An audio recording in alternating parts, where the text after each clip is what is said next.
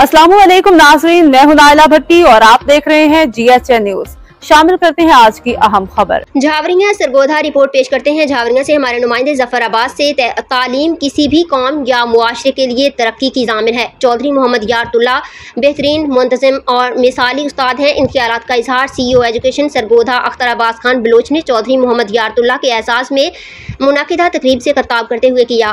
तकरीब में CEO secondary Chaudhary Khalid Mahmood और हाई स्कूल शाहपुर सदर के असातिज़ा कराम ने शिरकत की। उन्होंने कहा कि चौधरी मोहम्मद यारतुल्ला प्राइमरी से सेकेंडरी विंग की तालीमी जिम्मेदारियां संभाले हुए हैं। उनका मकसद तालीमी तरक्की के सफ़र को जारी रखना है। तालीम मुआशरे के हर फर्द की बुनियादी ज़रूरत और उसका हक है।